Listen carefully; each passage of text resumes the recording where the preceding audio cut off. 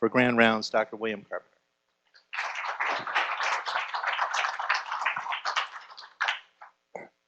So it's been terrific for me being here. I know so many of you, and yesterday was just a wonderful day to get to visit and then a lovely dinner.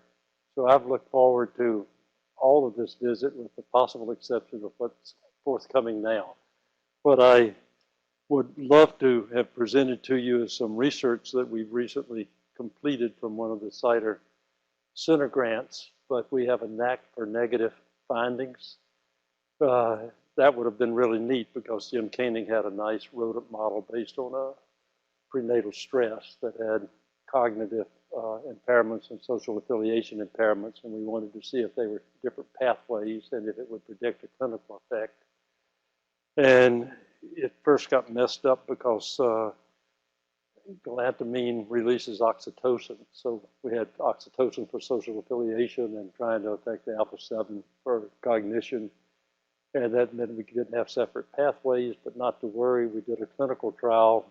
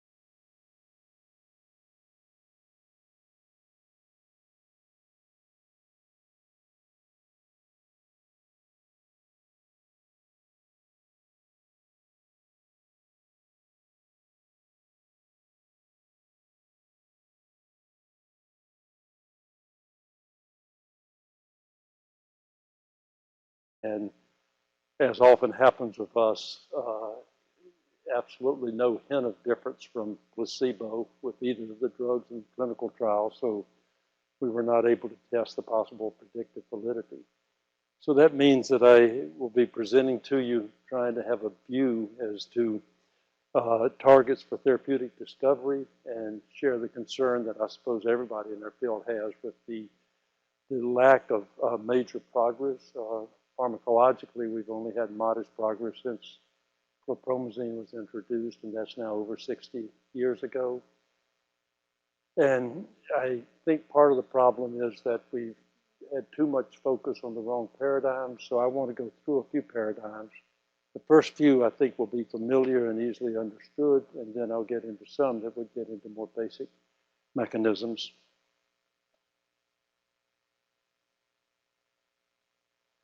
For me, it's easier to try to get us all on the same page just to say a word about where, at least in my own thinking, it begins.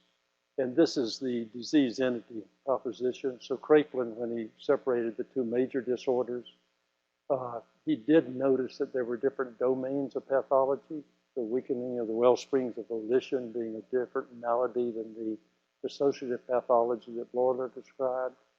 But he tied those together with poor prognosis in a candidate disease entity proposition, which of course Bloiler added the dissociative pathology and the name of schizophrenia. And this is just at the conceptual level. Bloiler, while he spoke about the group of schizophrenia, so both of them left room for a heterogeneity about things, but Bloiler also gave probably even today the best case for it being a single disease entity in suggesting that the dissociative pathology was both primary and fundamental, present in all cases. And interesting things like hallucinations and delusions that play out big in the criteria A for a schizophrenia diagnosis, he regarded as secondary and not germane to understanding the basic pathophysiology that would be present in all cases. And just to get a feeling for how much concepts can shift with DSM-3 putting special emphasis on the Snyderian first-rank symptoms. And you can see that these are things that in that day would have been thought of as ego boundary disturbances. I think today we would call them more in the reality distortion. But things that Loyler would have thought were quite secondary to the diagnosis became very prominent in identifying schizophrenia. So that's about all I want to say, except that most work in our field is done as though schizophrenia is a disease entity. So I know that some of you, maybe all of you, would share my wonder at why one would do a GWAS study for schizophrenia as though it is actually a disease entity. But it has been a target for therapeutic discovery, and from regulatory point of view, drugs are approved for schizophrenia, although there's no reasonable person thinks that they are for schizophrenia in some holistic sense, or that they're unique for schizophrenia. So as a target, though, in guiding, and particularly in the pharmacotherapeutic discovery, has guided things so much that we end up basically with drugs that share the same mechanism, and with the exception of clozapine, making hardly any therapeutic progress, just getting a broader array of side effects to consider. So one way to do a paradigm shift, and this would be common with clinical syndromes, that you would try to break them down into the disease entities. So if you think about dementia, it becomes very important in therapeutic discovery to separate pernicious anemia from multi-infarct, from Alzheimer's, etc. And this, of course, has been tried and can be done as a way of developing therapeutic targets in schizophrenia. And it's just being explicit about it being a syndrome and then looking for disease entities that would be found within the syndrome. A nice effort was initiated in around 1982 with Tim Crow's type 1 and type 2 schizophrenia. And he defined this principally as the irreversible restricted affect. So using a negative symptom to distinguish between the two. But he also put together a number of things that would be features that would describe it. For example, structural changes in type 2 and functional changes in type 1. Only type 1 would respond to antipsychotic drugs, issues about cognition. So much of that formulation has turned out to be incorrect. Our group spent a good deal of time with this deficit pathology using primary negative symptoms, and I hope all of you appreciate the difference between primary and secondary. People with schizophrenia have negative symptoms for lots of reasons, like sedating drugs can cause apathy, depression can cause anhedonia, antipsychotic drugs can interfere with motivation. There are a number of issues that cause secondary negative symptoms. So trying to isolate on primary negative symptoms, and these are the ones we used originally to define the syndrome. We could do comparisons between deficit schizophrenia as a subtype and non-deficit schizophrenia as the comparison group. Just as a research method issue of interest, this does at least let you control for many of the confounds.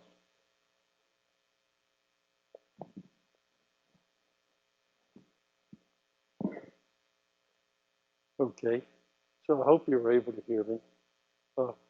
Jay, you may remember the conference room in the intramural program. The first talk I ever gave was in that room, and there were some very distinguished senior people there, and I talked about this long, and one of them just shouted out, say, "Will, we could only hear about every third word." So I didn't know what to do. I said, "Should I start again?" He said, "No, it hadn't mattered so far."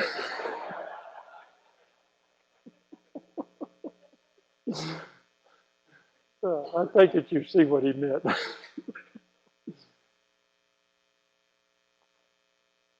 So if you separate within schizophrenia like this, the deficit form, there are a number of things. I won't. All of this has been published, and I'll just a brief reminder. But clinical features are different. There are things that are different about the anatomy, postmortem cellular, work electrophysiology. I didn't quite finish that list, and the genetic season of birth, and I'll just touch on that briefly. Going way back with just resting glucose PET, Harold Tamiga found difference anatomically where between deficit and non-deficit schizophrenia, and this got replicated later with the oxygen 15 work with Adrian Lottie in the same areas.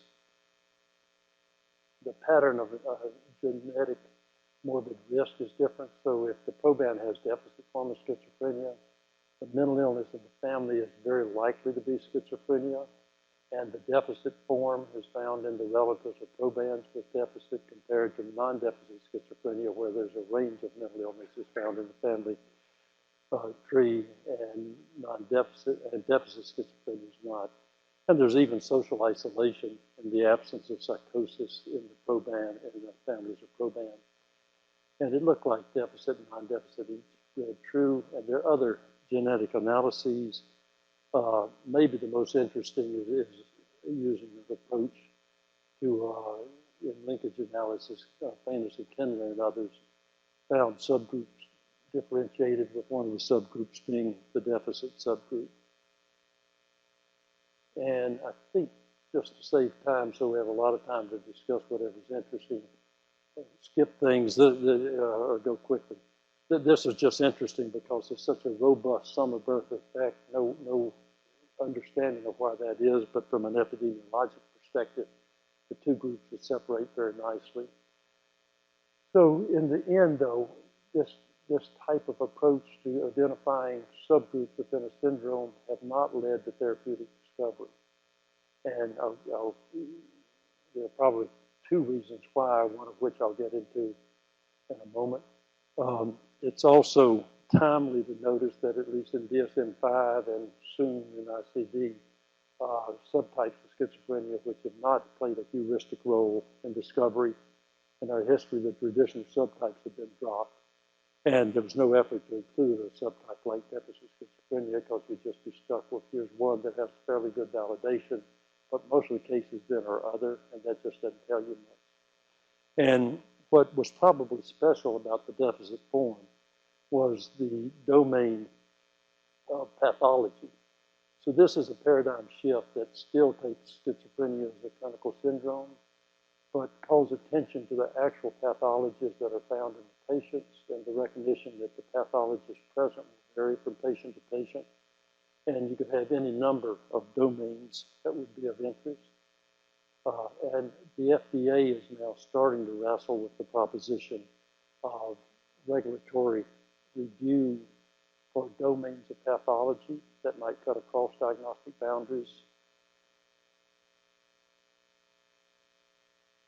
This one is an old one for this work with John Strauss and John Barco when we termed the positive and negative and pathology observed in the interpersonal sphere as a way to get at domains of pathology and argue that these are for etiologic and pathophysiologic and therapeutic discovery.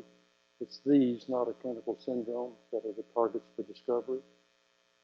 Of course, there are any number of domains that are associated with schizophrenia. These are 6 that we organized back then. Just give you a moment to grasp, but all that will be familiar to you. Peralta and Cuesta in Spain have done very nice work in psychopathology.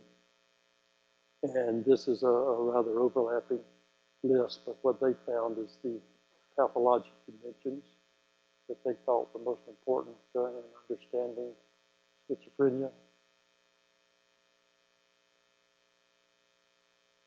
So with DSM-5,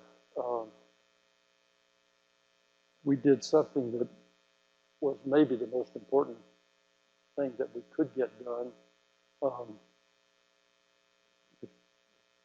Everyone, I suppose, is disappointed in DSM-5, but the field has not given much information to do much radical revising of our approach.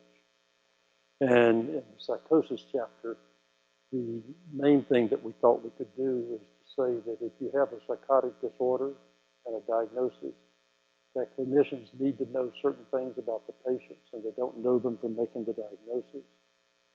And we thought that there needed to be a way that they would assess cognitive pathology in the cases, and the dimensions that related to the 8 criteria in the chapter, and then also taking depression and mania from the Peralta and Quest to work.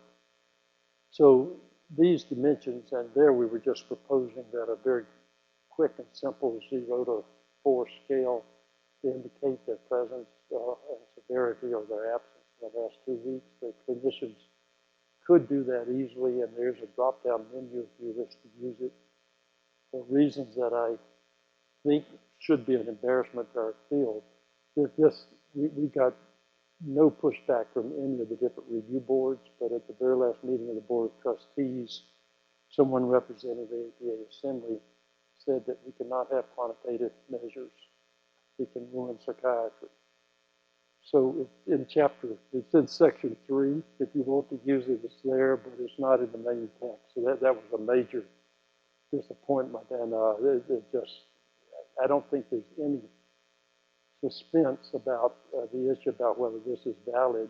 One can argue whether you should have insight, whether you should have obsessive compulsive, the list could be longer. But something like this comes closer from a clinical level to representing what the actual targets are for treatment than anything that would be using subtypes or a disease entity approach.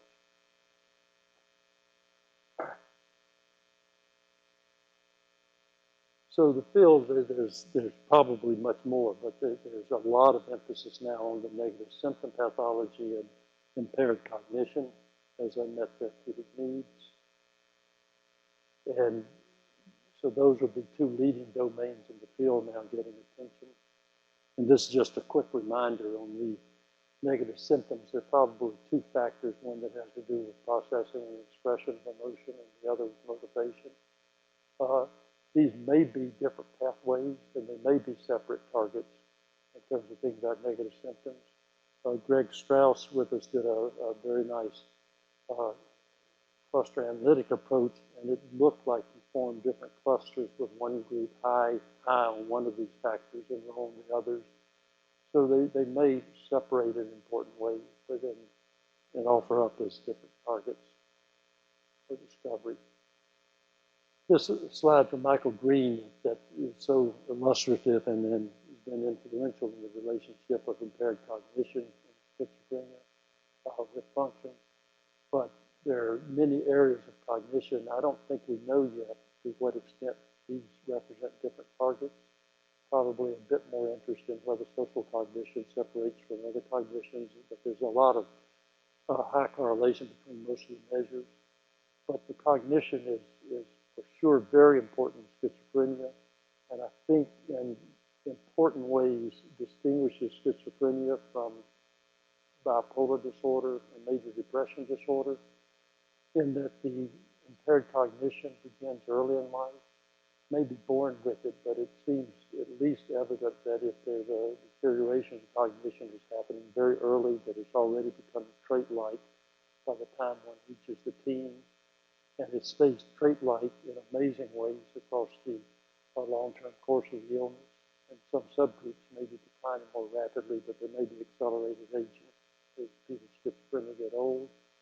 And that pattern of cognition is substantially different from the pattern that comes closer to state-dependent cognition impairment that you see in the disorders and bipolar disorders.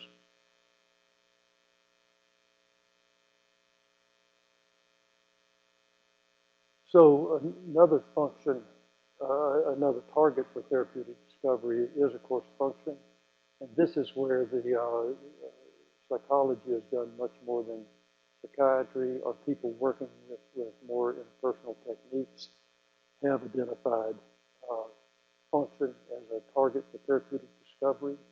I don't think there's been much effort to directly address function from a pharmacologic discovery level, but it would be a very suitable target to try to organize if you had a fundamental understanding of the pathology underlying function to create a target for it.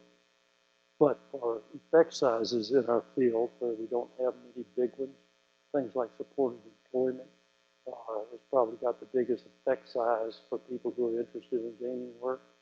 So for sure, this is an important area clinically, but probably could come into a different type of focus for basic therapeutic discovery. So far what I've said is that disease entities are a very poor target.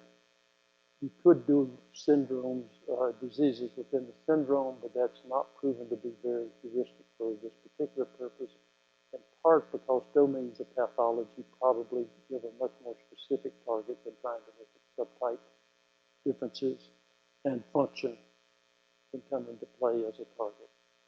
So now to switch to a different level, this is an old slide that I've always liked. Dean Thacker prepared it, and when he was organizing the BSNP consortium, this is the type of thinking that went into it. And this would just make the argument about using phenotypes to identify targets. And here, the argument is that to get schizophrenia out of the black box and the heterogeneity, move it here and start identifying phenotypes of interest within it that may be distinguishable from each other. And the hypothesis that genetic findings would be more robustly related to specific phenotypes than it would be to the heterogeneity of the disease concept. That genetic information, and you could use other kinds of information in this illustration, can identify pathways in which they're druggable targets. If you develop a drug based on that information, you don't want to test it back in a heterogeneous group, but you would test it among people with schizophrenia who actually have the related phenotype. So this is just a model of how to think about this. And of course, a lot of you know because of the COGS work that got started first and then later the BSNP program, which is devoted to trying to identify phenotypes with applications in many regards, including the whole business of what should we be trying to map on between animal models and clinical models.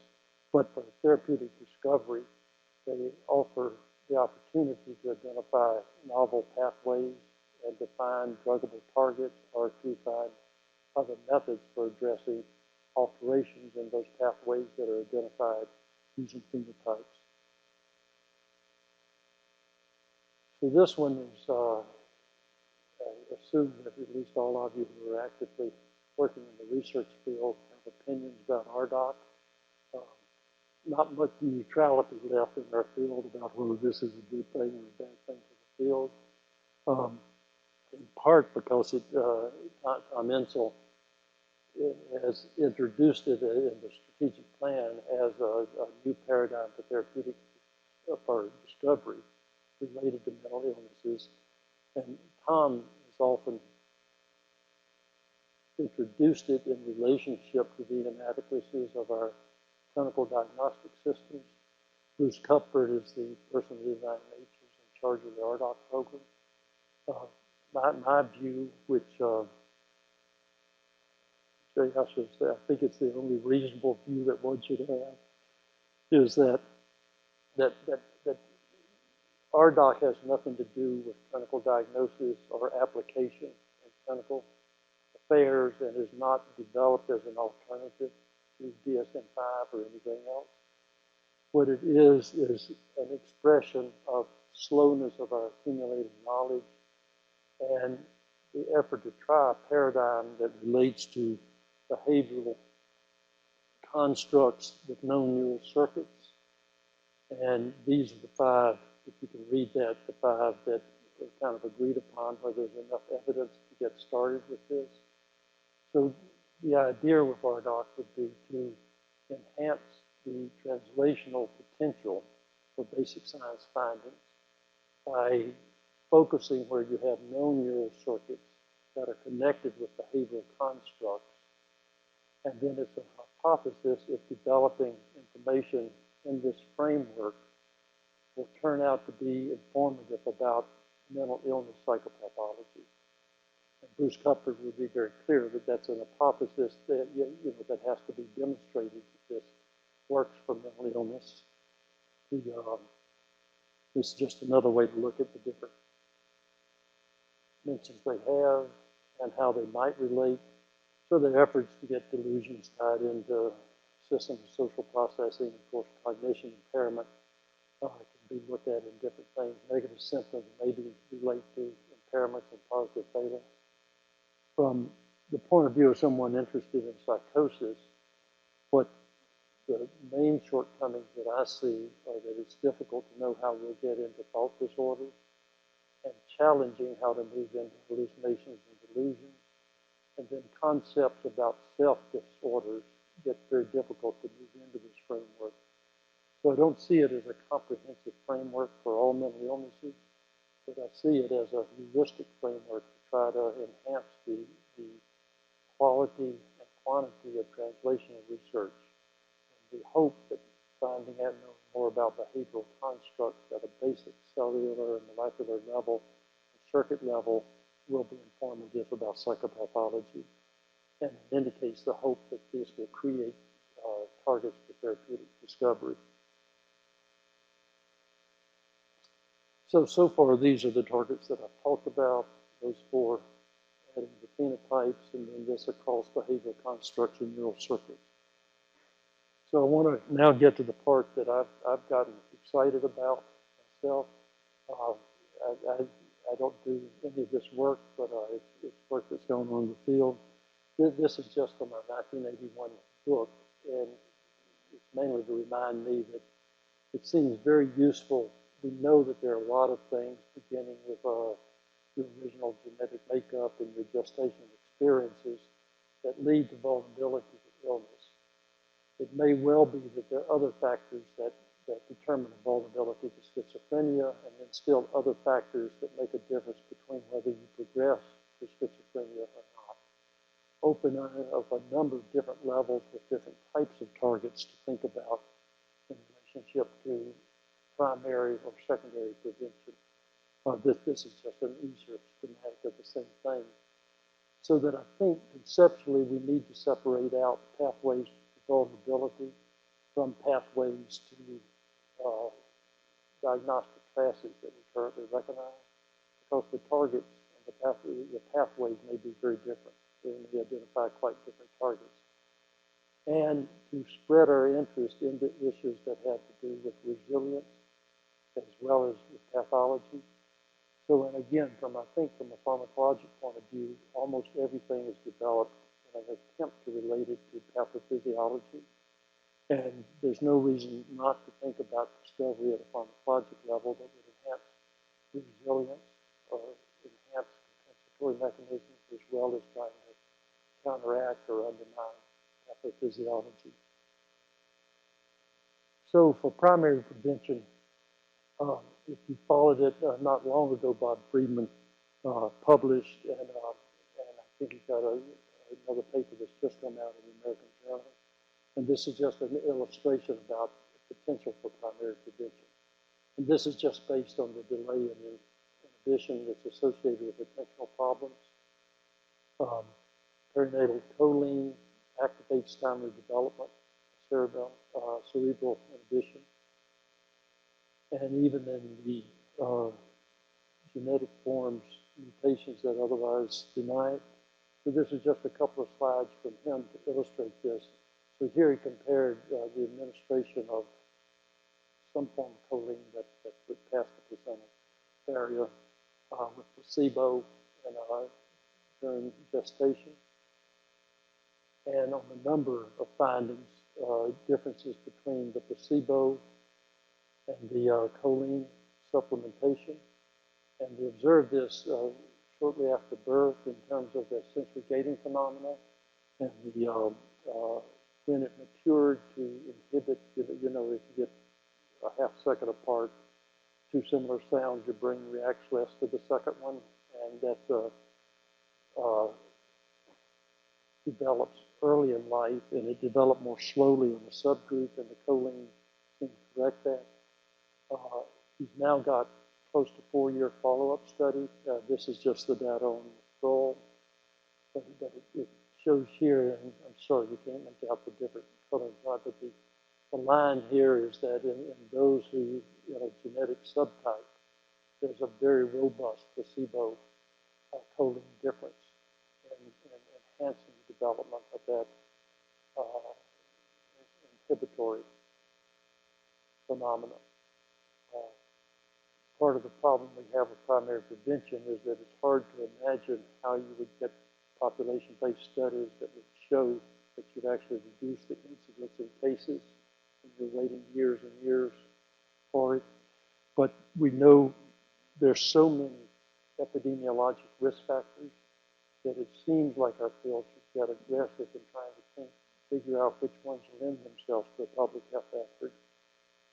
And particularly those that might have general good that's not entirely dependent on being able to demonstrate a reduced incidence rate for schizophrenia. Anything that would eliminate childhood trauma could do good for lots of things, including alcoholism, and might also reduce the incidence of schizophrenia. It's just very difficult to prove in a rare disease. And of course, the other problem that I'll get to that later. So this gets into secondary prevention.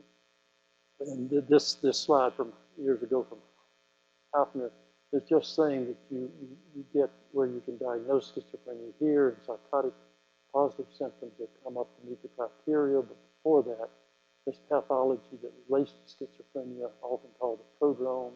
And as I mentioned earlier, the cognition impairments have been present in most cases all along. Ian Fluin did a study like this back, I think, in the 90s in the UK. But this field really took off when Patrick McGorry and Alison Young brought it into an attempt to identify clinical high-risk cases in the prodromal phase and to determine whether or not intervention at that time could lead to secondary prevention of full-blown psychosis.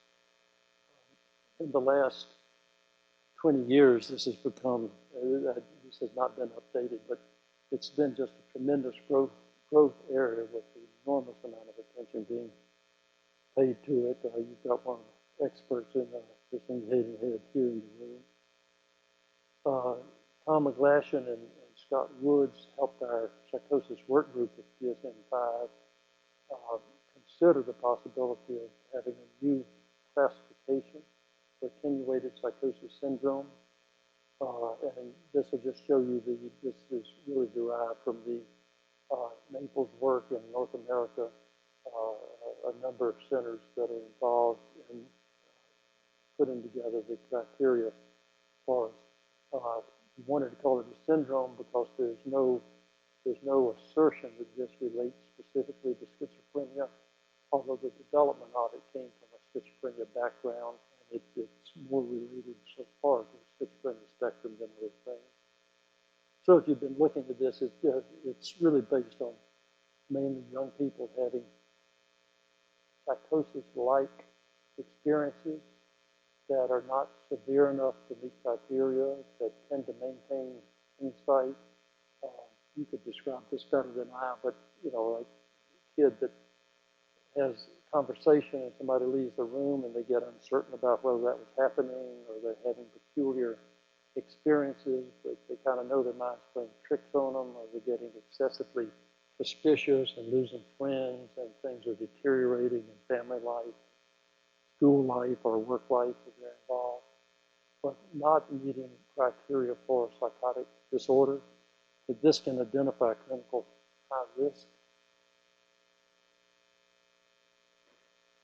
And just from a DSM-5 consideration, they don't better meet criteria for some other existing disorder.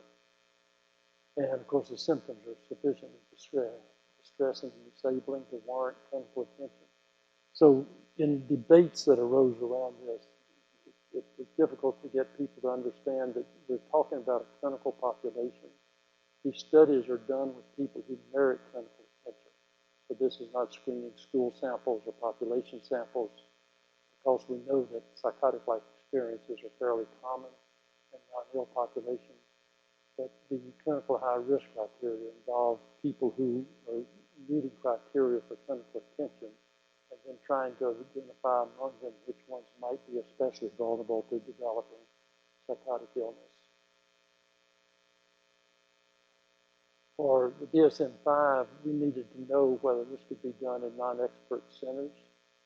So our group would have had a very vigorous debate on what to do if we knew it could be reliably done in ordinary clinical settings.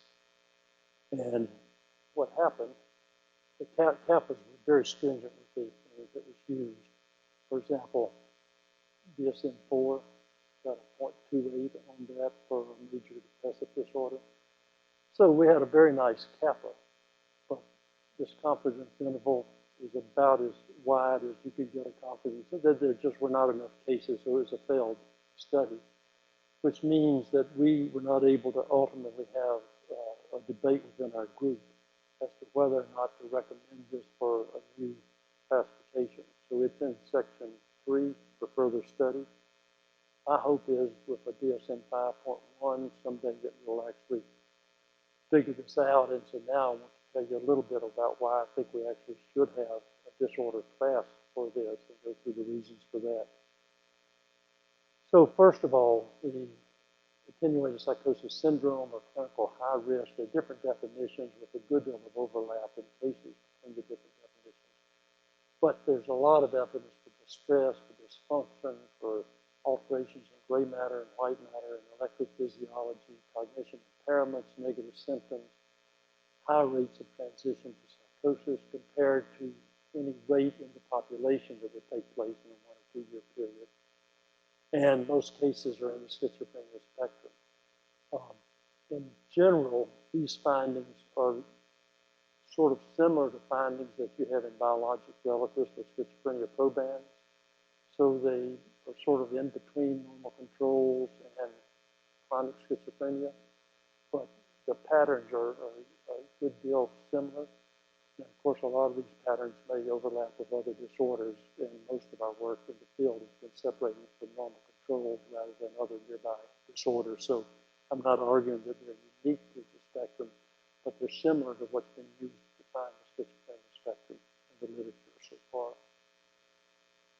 For those who are interested, this is just 2 recent reviews. They're easy to find. One is Husar Polian in JAMA Psychiatry 2013. The one that we did for the annual review of clinical psychology, a little bit of an update, but it really got into the debate and the purposes of having a classification, separate classification for it, and that's the argument I want to go through now. So from a meta-analysis, the rates of transition are going to depend a whole lot on how you recruit cases, and that can vary from center to center and vary over time.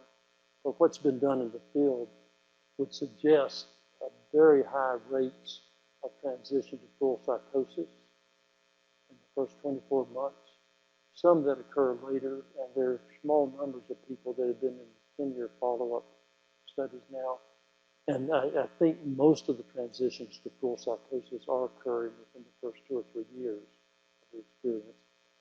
And when I refer to these being major rates, just compare that to what you would expect in a population of young people in the general population in a 1 to 2 year period, which would be extremely low. So these are whopping. But of course, the majority of the people are not becoming fully psychotic. And that, maybe this is a good time just to repeat. The most intense argument when we were considering this were 2 things in the public. This is not among the experts, but in the public debate. One was, would we be doing this just to enable drug companies to sell antipsychotics to the entire population of young people? But nobody thinks that this is identifying people who should be started on antipsychotic drugs. And the societies that put out guidelines around it already, it's real clear that this is not identifying people for that purpose. And of course, DSM-5 is not a therapeutic manual, and if it's legitimate to be there, they need to find other ways to try to prevent abuse. But at least in our country, one could notice that troubled young people are highly likely to get 2nd-generation antipsychotics. The majority of them don't have a psychotic disorder. So we would not necessarily be creating this problem, and at least I would hope that organizing evidence around how best to approach it would minimize the likelihood of unwarranted use of antipsychotics. The other argument was that there are too many false positives. So I just want to say there's no false positive. That's a totally erroneous concept. Of course, you can make a mistaken diagnosis, but these are clinical cases already. So this is not like going to a school, doing some screening, and it turns out that a lot of the people you screened in shouldn't even be considered for clinical care. These are clinical cases that already have something. And the issue is whether or not you can also, in addition to treating what's wrong, can you reduce the likelihood of progression to full psychosis. So the argument about false positives, I think, is just, this is not like hypercholesterolemia, but it's more like angina or chest pain. So there's something wrong that merits the attention, and you hope you reduce the likelihood of a myocardial infarction, but it's not a risk factor. It's an early manifestation of disease processes. So this just shows that in the data so far, if they become psychotic, it's mainly in the schizophrenia spectrum. This doesn't have to be the case in the future. I mean, it will be a syndrome. A number of things that predict transition. First, I don't know how satisfied we can be yet with the different efforts to put some together into kind of algorithms that increase the likelihood. But clinicians don't need to be empty-handed in trying to help a patient and their family, if their family's involved, in understanding kind of sort of what the prognostic situation is. A lot of information. Most of it wouldn't surprise you, but the more you have things that are associated with schizophrenia, sort of the more likely you are to progress. I felt that, I think that I have this straight from the Naples study, that if you had a family history of schizophrenia, it very substantially increased the likelihood that you would progress to schizophrenia.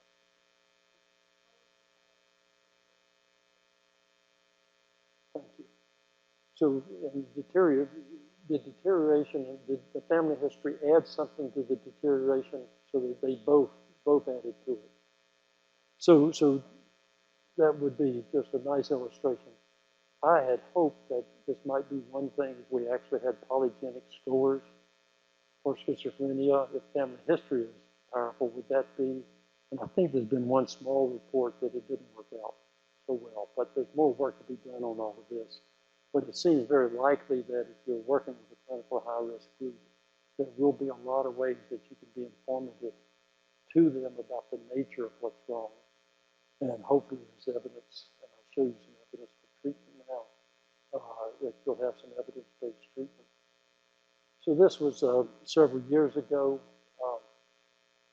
There were 11 controlled clinical trials that were done. You see the citation for this report.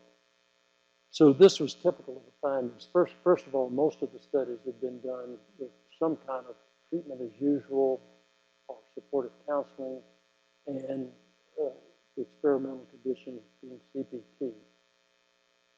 And I think supportive counseling might be very effective for the issues that are being brought. So you've got a troubled young person, an upset family, practical issues like should we let him spend all their time in the room alone, or should we force him out? Should we get a tutor? How can you help? Why is he listening? These issues, if clinicians don't know how to do something helpful, then we should question why our field exists. So this is not the same as untreated comparison, but there are advantages, and you see this in the analysis, advantages to the studies with CPT. Most of them, not all of them, but most of them are small N studies. It also, this is just to show that it also had an effect on the positive symptoms that were being manifest. So it would look like these treatments are good for what's wrong, as well as reducing the likelihood of progressing. That last slide was for progressing to full psychosis. To give a feeling for the magnitude, so this is if you had 1,000 people, at very high risk, With a CPT, 162 would progress to psychosis, compared to the control group, about 300. Just a lesser degree of high risk, about 54 would progress compared to 100. And if you look at this, and the CPT plus risperidone was not different than CPT alone, so there wasn't evidence that the risperidone enhanced it. But these just give, I think, a feeling for the very substantial difference in secondary prevention that is being done in the studies that have already been done to date. And keeping in mind that most of them are rather low end, but on average, in the treatment as usual, about 20% have progressed in 2 years to a full psychosis, compared to about 7%. So to me, from having dealt with chronic schizophrenia all my life, this is a whopping difference in the potential to make a change in the life course of people who are vulnerable to schizophrenia, and seems substantially different from any other opportunity that's been developed to make a difference in the life course. The other thing going on in the field, of course, is the early detection of full psychosis and first episode studies, which are also very important, I think, in making the change. But this is a period in people's life that all of us go through critical milestones, and finishing school, having friends, getting married, having a job, making a difference, even if you don't alter the long-term pathophysiology. Making a difference in these milestones may make a difference for the person's life, even if they do progress on to have schizophrenia later. So the reasons for a new diagnostic class, I think it has sufficient validation to exist. I believe the competing disorders are invalidated. I know that anxiety disorders, just like the normal population, can have psychotic-like experiences, but there's so much evidence that's contrary to the concepts of anxiety and mood disorders. Like, we don't have any anxiety disorders where you expect 20% or 30% to become psychotic in the next 2 years. And the host of validating information probably separates schizophrenia spectrum from the anxiety and the mood disorders. But most pressing is the need to know how best to intervene effectively, and it's hard to organize the evidence for this if we don't organize classification for it. The experts, of course, all have classification for it, and they do it. But if that's going to be translated into clinical practice, then we need to have a classification so that we know how to make that translation of evidence into ordinary clinical practice.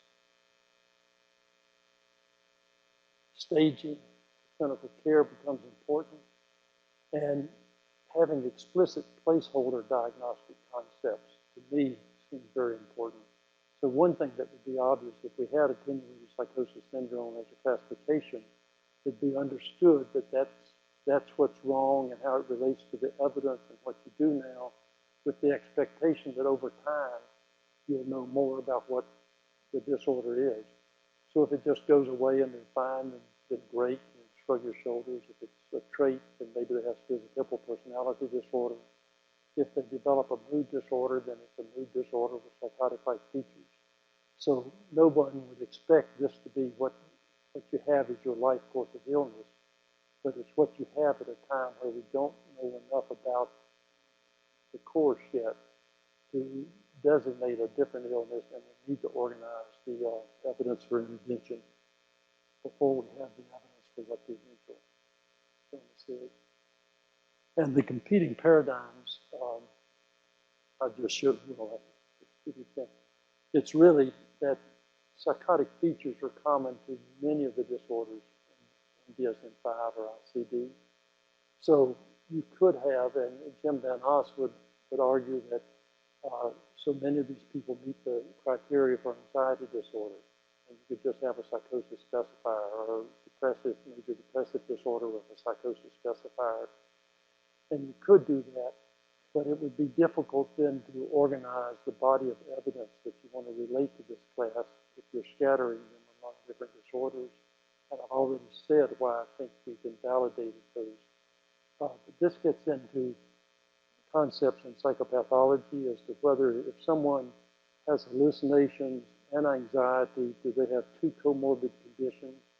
Or do you get anxious when you're hallucinating? Or do anxious people just start hearing things? So if you are more parsimonious about it, you would think that people who are on a path to developing a psychotic illness are very likely to meet criteria for anxiety disorder when you do the checklist, or depressive disorder. And that's not, in my mind, not very strong evidence that that's what they have with psychotic features, rather than they are troubled people on a path to psychosis. But I have, let's see. So in my mind, this is how the field looks. This is the part you can't read. I'm sorry. It's just leading up to vulnerability. There may be very different things that determine a pathway to different system disorders, but I would like to see us have a classification for attenuated psychosis syndrome, knowing that over time, any number of outcomes may be possible. The way we presently do it, the schizophrenia spectrum is going to be the main one, but it allows for clarification of the diagnostic system over time. So this, I'm not quite through yet, so the summary and then a quick word on other therapeutic targets. But this is just to say that primary prevention of vulnerability is a challenge for our field. We know a lot of risk factors. I would love to see more progress tackling this, and I'm very impressed with the illustration that comes from Friedman and this group around the choline, that treatment is merited at the vulnerability stage. Secondary prevention of psychosis may be robust. There's evidence for symptom reduction even if you don't progress. And I don't know whether enough has been done to say that it's also that treatment is preventing functional decline, but there's some evidence that it also has benefits for function. It's not dependent on the secondary prevention. And in any case, for those who go on to develop psychosis, it'll be a robust way to deal with early detection.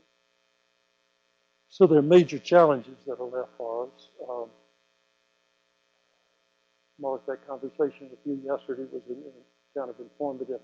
We probably don't have the right phenotypes for adequately mapping on between animal models and the human condition.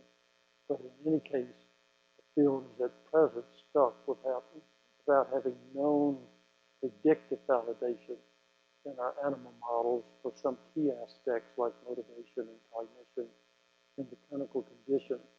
And that at least holds back the investment in trying to develop drug discovery for it in the absence of validated connections between the basically the rodent models. Things like the dissociative pathology of Florida. You know, if you look at total PAN scores, you're just losing all the fine-tuning of psychopathology. So there may be targets in the domains that will help address this. If schizophrenia is really as a disorder of the self, so of course phenomenologists just go ballistic with what the rest of us do because we've just totally lost sight of things that they would think help you fundamentally understand the difference between people who are afflicted with schizophrenia and people who are afflicted with a number of other illnesses. The risk factors for vulnerability, what I mean by this, not common. So we know a lot of risk factors for developing psychotic illnesses. Most of them are common in the population. And of course, it would be something much easier if we had risk factors that were rare in the population. It's just like if we had a gene that was common in schizophrenia and rare in the population, we could make much more headway in understanding molecular genetics of the disease. And the same is true with the environmental risk factors, that they tend to be common in the population, so important in developing psychotic illness, but not sufficiently unique to know how to develop them into understanding of pathways that relate particularly to psychotic illness. So this is the part that I know very little about, but think is important that I wanted to add. And, I wish Jesse was here. He's off doing a TED talk today. But having non-pathologic targets that more focus. So this would be relating to how do we use strengths that the person has to enhance the course of illness, their management of the illness, and their quality of life, success in life. This would overlap with the issue of resilience. And if you think at any level of therapeutic development, how to find targets that relate to strength and resilience. And then I'm impressed with the book that Philip did on positive psychiatry, and I think probably in psychology this is much better known. But the whole issue of whether we can alter the course of illness by making greater emphasis on what's positive about a person's life and how they can achieve it. And not only have pathology targets. So this is the last slide. I put it together fast without much thought, but I wanted to illustrate something. So if you think about all of this in terms of trying to understand the genes of schizophrenia, and just basically saying that there would be a very parallel argument for therapeutic discovery. So for those of us who think genes for schizophrenia don't even have a phenotype that's worth looking at, you'd say the same for treatment. But the genes might be more relevant for subgroups, and I gave a little bit of evidence that might be true for deficit schizophrenia. But for the domains, it's hard to imagine that genes related to illness are not going to be more related to the specific forms of illness than they are to the clinical syndrome level. What about genes for function that might help you understand molecular targets for enhancing function? Or will finding genes for phenotype help us with therapeutic discovery, the way I tried to illustrate in the back of the slide? And if so, will treating phenotypes predict a therapeutic effect on the human illness condition? And the same with the RDoC structure. Bruce Cuthbert is very clear that the RDoC is an experiment, and for Public Health Institute, that the key will be whether knowledge developed in the RDoC framework actually informs you about psychopathology. So that whole gap has got to be covered. And then the same for the vulnerability and resilience. So that's a talk that I guess comes mainly from being frustrated with the limited progress that we've made in the field therapeutically, and thinking that there are actually some exciting possibilities at the practical level. This early detection business making a lot of difference. At the theoretical level, use of phenotypes and ways to try to have more basic information be informative about human conditions. A lot of this is worth arguing about, so I hope, Neil, I hope there's time for comments and questions.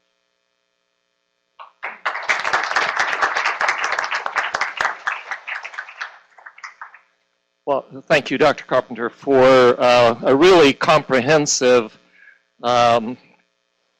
review of a very, very complex area and pointing us to some of the challenges here.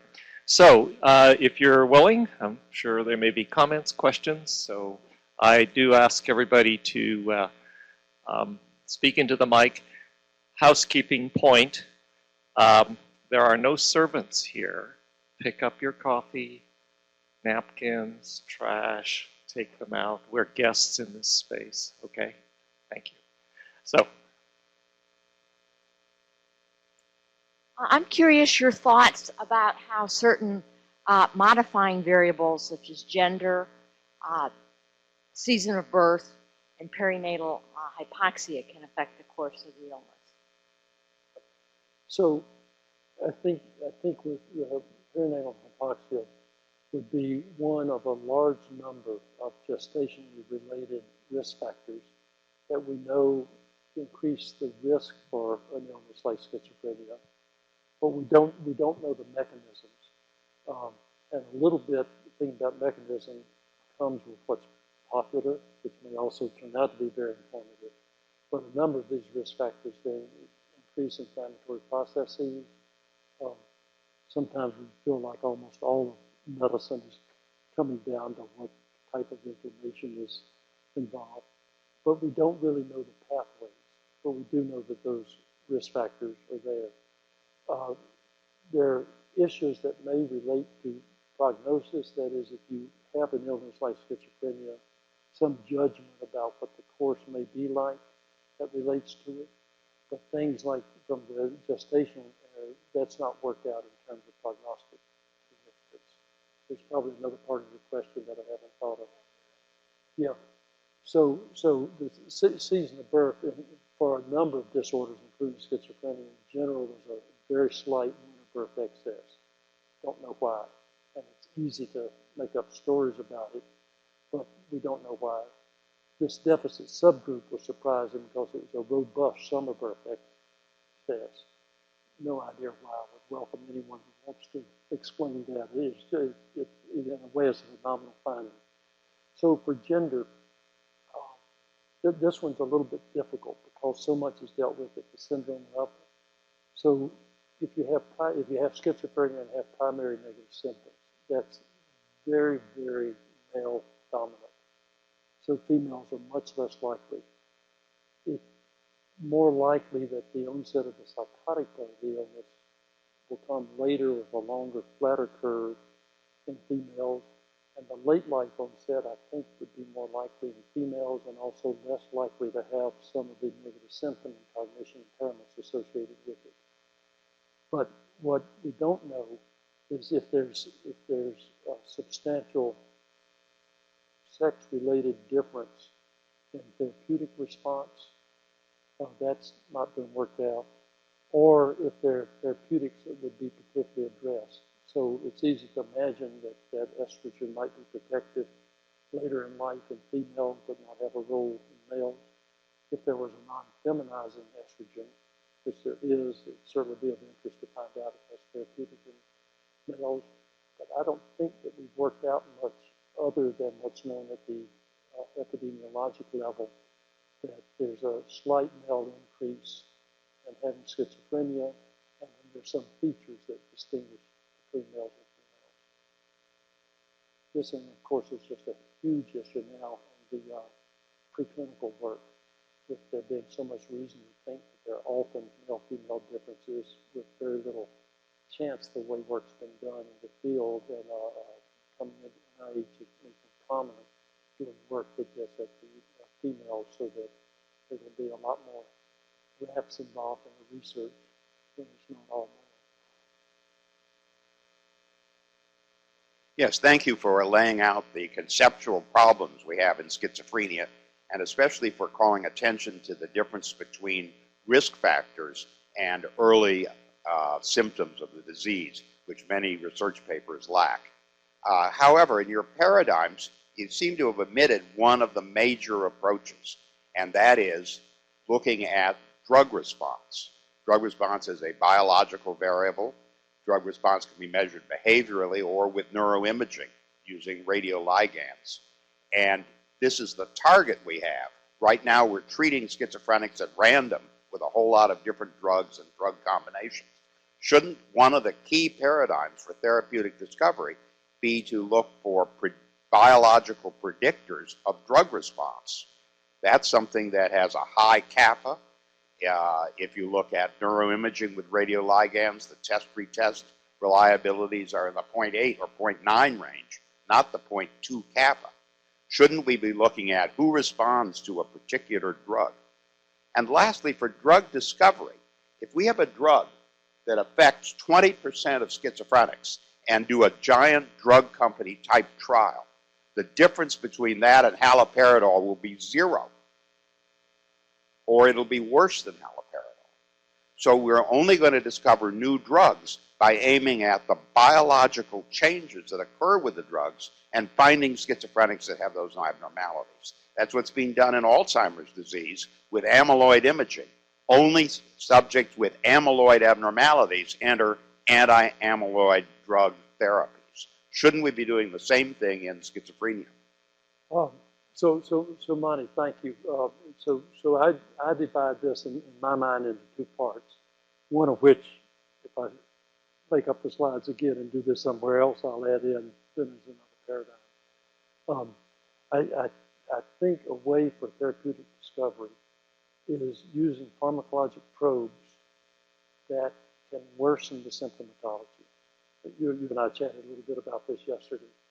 So things like the ketamine studies, the amphetamine studies, things that can actually make pathophysiology worse without making the person worse. I mean, these are, do these things if they're safe, and I won't go into all that now. But it gives you a chance to identify pathways related to specific attributes of the illness that may enlighten you in terms of pathways that would have druggable targets that could be tested for those pathways. So I feel this, because it came under so much criticism back in the late 90s, that the field doesn't use much of this anymore. But the pharmacologic probe studies have been very informative, and I'm embarrassed that I don't have that in. The other question for me is more difficult, because so far the drugs we have for schizophrenia that are approved by the FDA are antipsychotics, and they all share the same mechanism. We don't know why clozapine is a little bit more effective, but it's got the same profile of effect, generally speaking.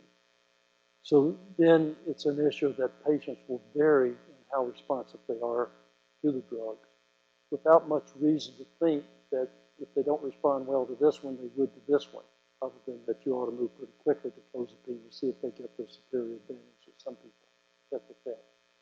So it's not like we have different mechanisms and then can kind of personalize which one is best for you.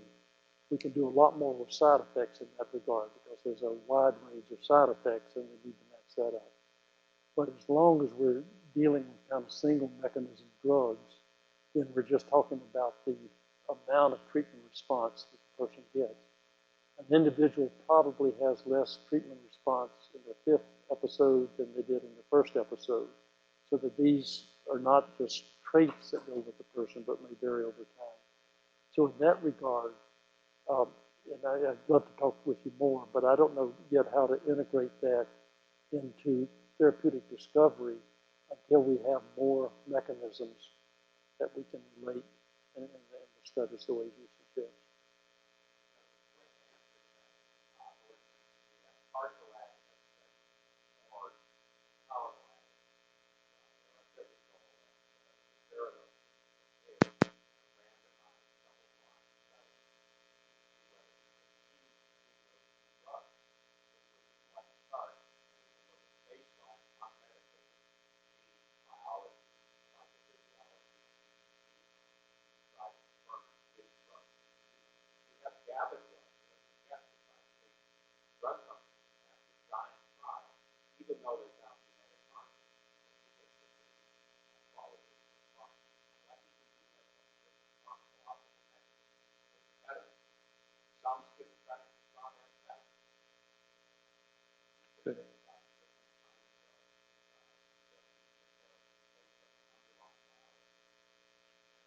Good. Are there other comments or questions?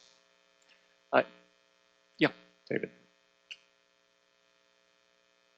Thank you very much. One of the things that especially the second part of your talk, made me think about when you were talking about the pre-schizophrenia, or the symptoms of psychosis, was one of the things we're doing here at UCSD right now is rethinking how our residency education should be for the future. And I thought some of your slides showing some of the very positive benefits of different psychotherapeutic interventions on really changing the course and the outcome of people who have these early psychotic symptoms was really interesting. So what are your thoughts about what should early psychiatrists in training need to think about?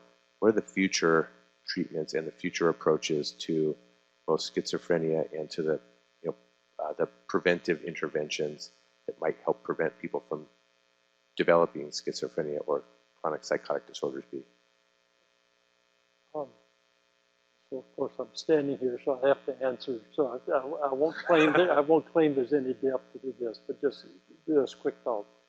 I think that psychiatric residents need to be taught psychopathology in depth, and not within the diagnostic construct and the field. And there's a general concern that the DSM-5 is too much of an educational tool, which it's not intended to be. And it as such, it's terrible. So they need to know psychopathology.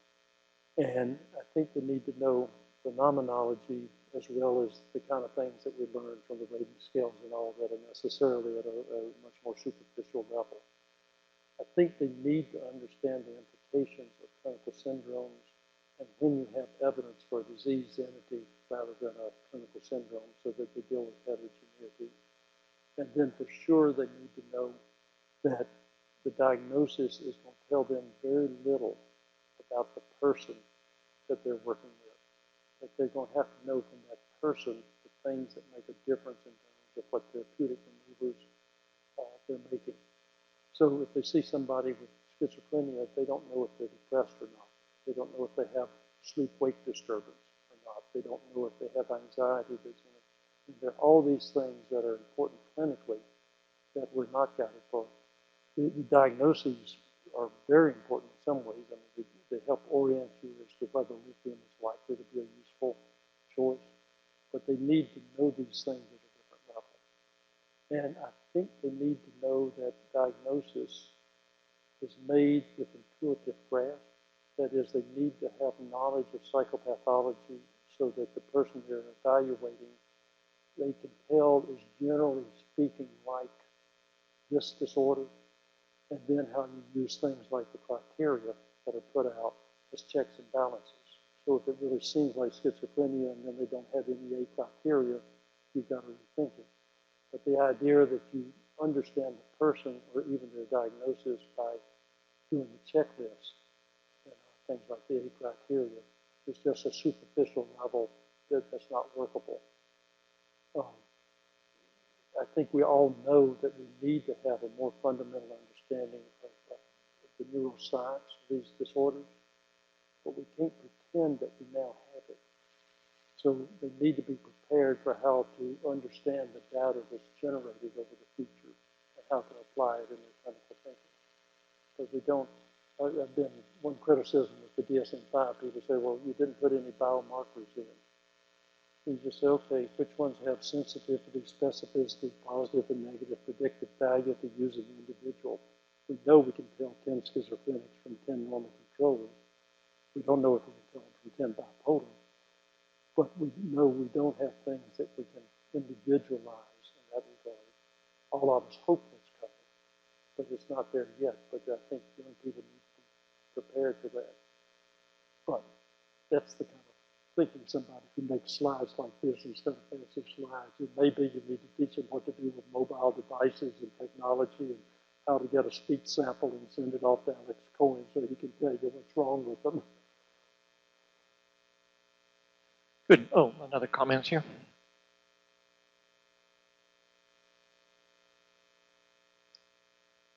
Thanks for the very interesting talk. You showed a table that showed various interventions for at-risk young people who are at risk to develop schizophrenia later in life. I was there, and a lot of them seemed to be very effective in terms of preventing the onset of psychosis.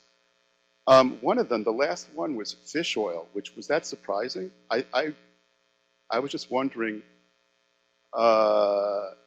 if that actually works as an antipsychotic in a way. So I'll tell you where I think that stands. First of all, when it was published in the February 2012, I think, Archives of General Psychiatry, it was remarkable in two ways. One is a very nice placebo-controlled study. They only treated people for 12 weeks. I have no idea why you would think of fish oil for 12 weeks. And then had a robust difference, about 27% versus about 4% transition to psychosis in a year. So if valid, it would be the most important thing that's happening in our field in diagnosed women. If valid, it would suggest that there's a critical intervention point, because why would fish oil protect you over the next months from a 12-week exposure? So our field doesn't have much luck. So replication becomes very important. And of course, there's a story, and you can relate it to information and maybe some other things that it's plausible. At the International Congress, there's an 8-center replication. You may know more about this. I've talked about the story. It sounded like their analysis brought into doubt the validity of the findings. They now are reported on long-term follow-up. So the original findings have held up in differences between those groups. But if it's not replicated, it's the way a lot of small N studies do, that they may have captured the better prognostic people in one